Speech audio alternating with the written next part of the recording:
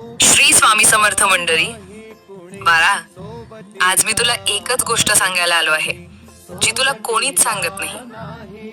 तुझ्या अडचणीतून जात आहेस ना, ती शिक्षा नाही, ती परीक्षा आहे. स्वामी कधीच त्यांच्या भक्तांना तोडत नाहीत, ते घडवतात.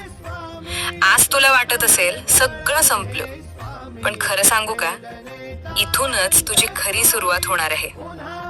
बाळा, तू खूप सहन केलं आहेस, गप्प राहिलास, तरीही विश्वास सोडला नाहीस. हेच तुझं पुण्य आहे. लोक तुला कमजोर समजतील, पण स्वामी जाणतात तू आतून किती मजबूत आहेस ते. तू रोज स्वामींचं नाव घेतोस, कधी कधी रडत, कधी मनातल्या मनात. स्वामी ते प्रत्येक अश्रू पाहत आहेत.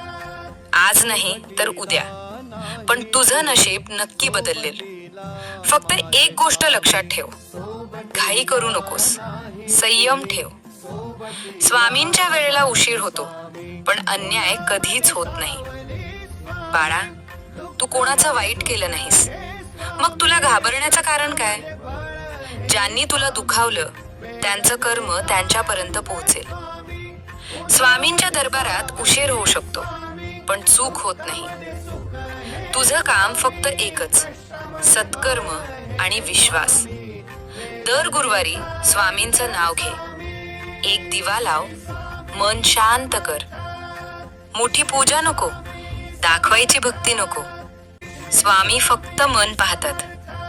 आजपासून एकच वाक्य लक्षात ठेव, मी एकटा नाही, स्वामी माझ्या सोबत आहेत.